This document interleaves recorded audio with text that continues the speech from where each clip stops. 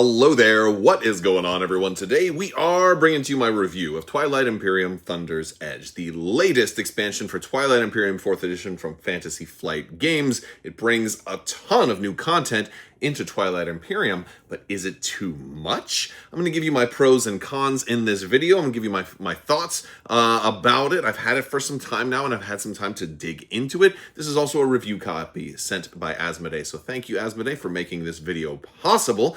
Also, if you want to learn even more about Twilight Imperium, I'd like to suggest the Cardboard Crash Course. They're a great channel that has a lot of Twilight Imperium 4th edition content on their Twilight Imperium channel, and I honestly watched some of their content before checking this out and in diving into some of the new races a little bit more and getting their thoughts, and they have some of the best Twilight Imperium gameplay battle reports I have ever seen. So if you're a Twilight Imperium 4th edition fan, definitely check out the Cardboard Crash Course's Twilight Imperium channel up here. Also, I do want to invite you to stick around, subscribe. We are still doing the 12 Days of Life Day. That is going to be 12 giveaways through the month of December. All you have to do is be a subscriber and leave a comment on this or one of my other videos. Let me know what your thoughts are on Twilight Imperium and the Thunder's Edge expansion. With all that being said, let's go ahead and dive in to this review.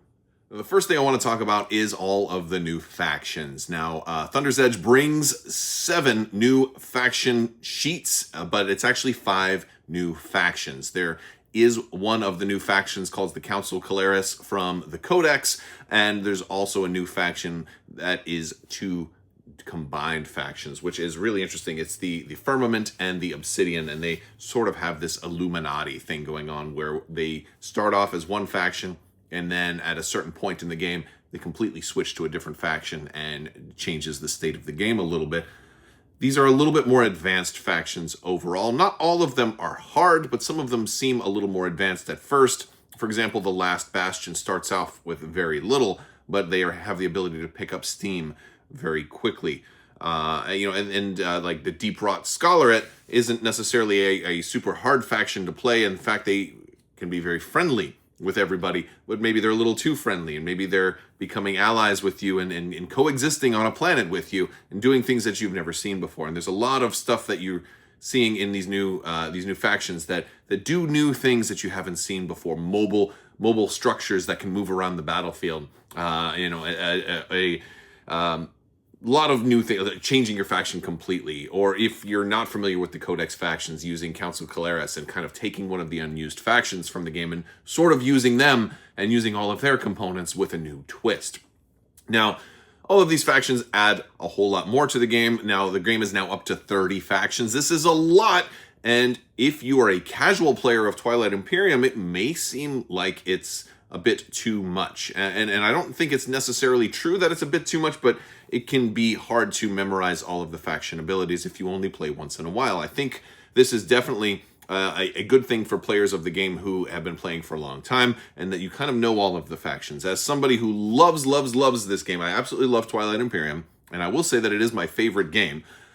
Doesn't mean I actually get the opportunities to play it nearly as much as I'd like. I'm kind of a once-a-year player, so for me, a lot of the times when I am playing, I spend most of the game kind of remembering, relearning, and rediscovering everything about it that makes me love the game. Now, this expansion adds to that rediscovery. It adds a little bit more, oh, remember these guys, remember how to combat them, remember to watch out for this with these guys. There's a lot more of that. And that's not always a bad thing, but I can say that maybe some players might feel a little overwhelmed by all of the new stuff that we're getting here, and the factions are definitely one of those things. Now, the beautiful thing about this is that I feel like there is some thought and planning that went into this, and the new faction cards are absolutely beautiful. They give you a summary of each of these factions. They give you, the same back on all of them, so you can shuffle them out and deal them out. It gives you a new way to distribute and pick factions, and also a way to kind of show somebody else, here's everything that my faction does. Here it talks about promissory notes, it talks about faction technologies, there's starting tech, all of the things that you need. You don't have to flip your faction sheet over anymore. It's got everything on this one card, and this is an incredible addition to the game, and I applaud Fantasy Flight for doing that. Next, I want to talk about the Galactic event cards. Now, this is a very cool way to put a spin on Twilight Imperium. It's an optional mutator, if you will. It's an optional module that you can add to the game where you can use a Galactic event card to add a new rule to the game from the very beginning. And there are 20 different cards, and you know, the beauty is you can use more than one if you want to. I definitely don't recommend doing this. One is more than enough to add additional complexity to a game that is honestly very complex already. So one Galactic event card is probably all you're ever going to need. But if you are a die-hard and daring player, consider 2 at some point, or maybe even 3 if you are absolutely nuts. And that could be fun, and if you do, I'd love to hear about it. Let me know down in the comments below. Most of these Galactic event cards aim at shortening the game, speeding up certain aspects of the game. There's one that lets people start off with War Suns. There's some that deal heavily with the new Alliance cards, which there is an Alliance card for every faction that gives some abilities printed on this card. And there's a lot of these that deal with different factions having access to these Alliance cards in some way, shape, or form. There are certain cards that speed up the progression of certain tasks. There's certain cards that award extra victory points under extra criteria, and certain cards can be good or bad for a lot of different folks. Now, there are a lot of different ways that you can choose which Galactic event card to use should you decide. What I decided to do when I played is take the number of players. For example, if you have 5 players, deal out 6 cards. And starting to the left of the speaker, have each player veto one of them. And then whatever card is left is the card that will be available in the game. And there's a lot of other ways. I'd love to hear some of your thoughts on how to fairly have Galactic event cards in your games of Twilight Imperium. There's also an entirely new area of space called the Fracture, and this is a separate space line. It's almost a separate game board that kind of tacks on to the end of the game board and kind of creates a separate system that players can warp through a type of wormhole called an ingress token. Now, it's not actually a wormhole. I know somebody's going to jump in the comments and say, actually, it's not a wormhole. And that's correct. It's not a wormhole. It's an ingress token.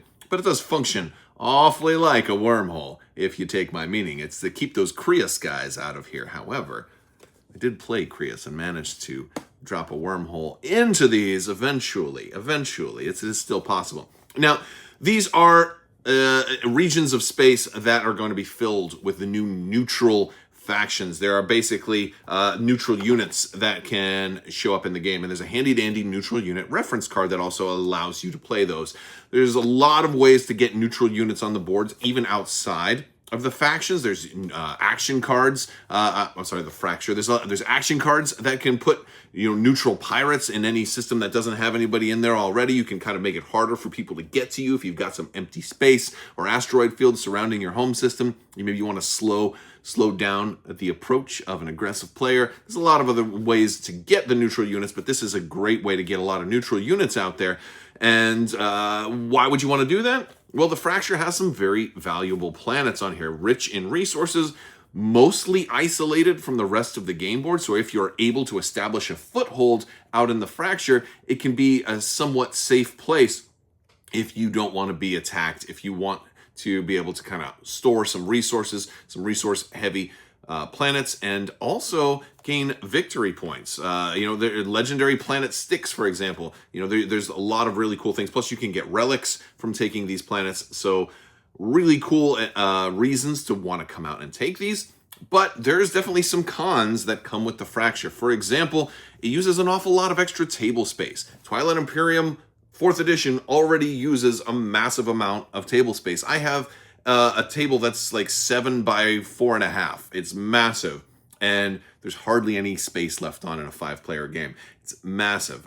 We had invited 6, and the 6th person couldn't make it, and I'm very glad that they couldn't for our last game, because I realized, I haven't done this with 6 on my table before. I've done it in 6 in stores and other places, but I don't think I could really do 6 at home. It would be a little tough. Point is, this uses a whole lot of extra table space, and also combined with certain Galactic event cards that allow expedition and expansion, there are ways that actually expand the game board out further, allowing you to kind of add new tiles and place them down, growing the game board even beyond its tremendous size already, which could interfere with their suggested placement of the breakthrough or the fracture. So I keep calling this the breakthrough for some reason, which is the next thing we're going to talk about. So the fracture is this whole area of space, and it's got these. They're all connected. It's a little bit much for taking up table space. And the cool thing is you don't have to play with it, but you are supposed to play with it because there are certain factions that reference it directly. The beauty is you don't actually have to set it up in their suggested location. You can set it up off on a table off to the side if you want to, but it's going to require some extra space. So keep that in mind when trying to choose a table space and a player count. If you're using this expansion, the fracture is going to take up a decent amount of extra table space. And I would be remiss if I didn't talk about the Thunder's Edge planet itself, the namesake of the expansion. Thunder's Edge is a very powerful planet that is not only rich in resources with being 5 production and 1 influence, it's also a legendary planet that gives you an incredibly powerful legendary planet card that allows you to take 2 actions on a turn if you exhaust it. That's a pretty powerful ability, especially if you combine it with something like Warfare. It makes for, especially with high production, it synergizes very well with a player who is trying to build up a war fleet, ready to go kick some butt, maybe take Mechatol Rex, maybe invade somebody else's home system, or just get your secret objectives done, or take the planets that you need. Sometimes, peace and negotiation and diplomacy and alliances are great, but sometimes you need some good old-fashioned betrayal, and Thunder's Edge can help you accomplish that. Now, it's not the easiest planet to conquer because it starts off not even on the board. It's flipped over, and you have different expeditions that you can do. During a player's turn, or at the end of a player's turn, they can try to do an expedition for Thunder's Edge. There are 6 different spots. Each of these expeditions requires a different cost that you can pay. Once a cost has been paid, once an expedition has been done, that same expedition can no longer be done. So, for example, one of them is to discard a secret objective card. Another is to pay 3 trade goods. Once somebody does that, you can no longer do it that way. You have to do one of the other options, and it might be one that doesn't work out as well for you, like 5 influence, and maybe you don't have that many planets yet. So that's how you can try to stake your claim on Thunder's Edge. Whoever has the most of these will be able to then place it in a system. It then kind of comes in and all of a sudden, boom, plops down on the game board, and you get to place it wherever you want. With a couple of restrictions, you can't put it on a place that already has planets. You can't put it on a place that has a printed wormhole or a supernova. So you have to kind of find a place that's mostly empty space, or maybe like an asteroid field or something like that, and put it down there. You also can't put it on a home system if you are playing like Creus or something like that have kind of the 2 home systems. You can't do one of those. You have to find one of those, basically an empty space. And usually you want to pick one of those empty tiles or tiles that have room on them that don't have things that are printed that it would otherwise cover up. And you're going to want to put it probably close to your home system or close to where you have forces so that you can go ahead and settle on it, collect that card, and collect those extra resources and ramp up your production.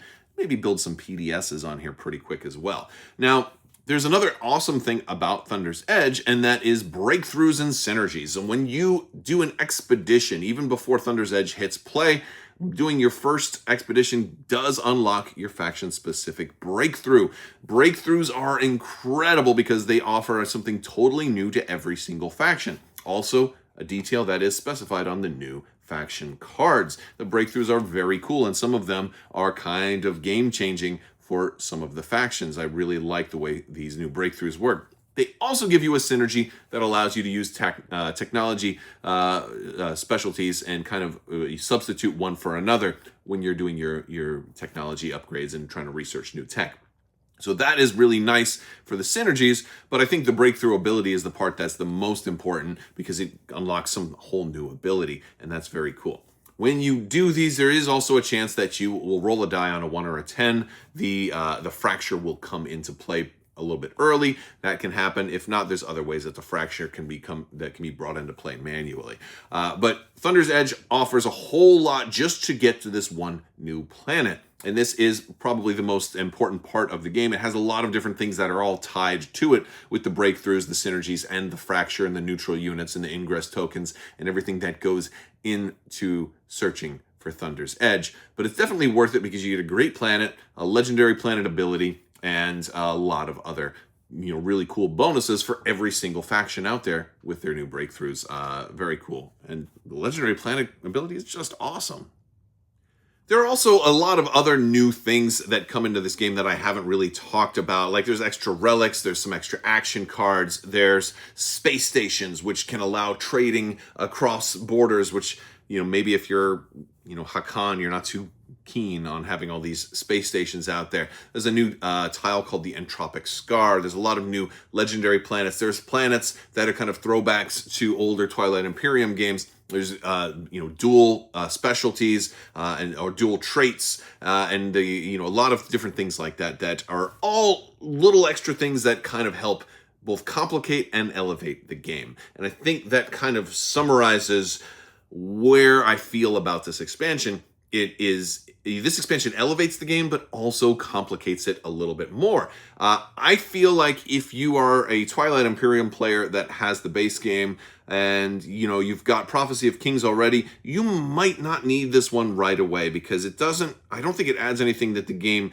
desperately needs. But then again, I am also not somebody who's married to a specific faction that really needed one of the synergy or the one of the new upgrades that you would get by doing your expeditions. There's the breakthroughs offer an awful lot, and that is a cool thing. But I don't think it's absolutely critical to pick this one up right away. It is very cool though, and I do enjoy going through all of the new things and figuring out what my faction can do. I think we're at a point in Twilight Imperium right now where every faction has so much complexity that you can play an entire game and still not realize everything that you could have done. And that's a very interesting thing because it means you can play the same exact faction 3 games in a row and maybe still not have explored every type of build or approach or strategy. Maybe you could have gone more towards upgrading your cruisers. Maybe you could have tried War Suns with these people. Maybe you should have tried more diplomacy and influence and all of that. Maybe you should have gotten more secret objectives and started taking the 8 tile earlier. And that's another thing is the errata and upgrade of all of the codices that came with Thunder's Edge is a tremendous benefit. I am not a fan of print and play, and I know that Fantasy Flight has been good stewards of the game, and they've put out a lot of codexes, or codices is the plural term, a lot of print and play additional updates to the game. Think of them as patches for a tabletop game. The reason I'm not a big fan of those is those do require you pretty much sleeve your cards or at least have a reference off to the side. This card actually does that. And, I don't like to sleeve things and I like to kind of just play with what is written. And this was a great way to kind of catch me up from kind of base game all the way up to the current codexes or codices, I'm gonna say that right. But it's a great way to kind of get me up to speed and fine-tune. Most of the stuff that was changed with all of the codex upgrades weren't massive changes. A lot of it was clarification, but there were some things that changed a little bit more meaningfully. For example, like warfare it now works a little bit differently. It doesn't just let you pick up your token and put it back on anymore. And so like it's a little bit more to the point, and it's a little bit more about really warfare now. And so that was one of my takeaways as well, is I think that the codex inclusion in Thunder's Edge was just a really, really nice option, and I really appreciate that. And the final thing I want to talk about is one that I'll admit I haven't dug very deep into, and that is Twilight's Fall. This is an entirely new game mode that comes with this. You're playing as old Mahak kings in a distant future where you're playing with like the remnants of the galaxy, using different home systems, but using all new factions and a sort of kind of build your own faction approach to Twilight Imperium. This is definitely for advanced players. It's a whole different way to play. There are all new factions that are exclusive to this game mode, and a kind of a new rule set that involves some drafting and a lot of customization of your specific faction that you're going to play. Now, I'm of the mindset that Twilight Imperium is already complicated enough. I don't necessarily feel the need to want to play a whole different version of the game. because every time I play it, I'm still trying to relearn the base game with all of the new things that I still there's still stuff from Prophecy of Kings that I find myself trying to remember to do, like, oh, don't forget to populate that blank system with exploration tokens and things like that. So for me, this was an easy pass. It's just a little bit too much, but I think this is amazing for hardcore fans of the game that play it fairly frequently. This could be an incredible new way to spice up your game. For me, this just wasn't for me. Alright, so that is my review of Thunder's Edge. This is a fantastic expansion to one of the world's greatest games. It has a lot of things that are absolutely critical and beautiful. Things like the Galactic event cards are very simple to add, and you can use those for even your just base game or Prophecy of Kings. If you're not playing with any of this extra stuff, you can always add some of these. You can also take advantage of the amazing new faction cards, and some of that ease of play stuff that this adds is amazing. However, it's slightly offset by additional complications and extra table real estate with certain things like the Fracture. So it's sort of a mixed bag of things that I absolutely love and other things that I grudgingly kind of include into the game. And the beauty is that you can kind of mix and match and choose what you want to add. So I really like that about Thunder's Edge. A great expansion for one of the world's best games. I absolutely love it. Big thanks to Asmodee for sending this out for a review. You guys definitely helped make this possible. Thank you guys so much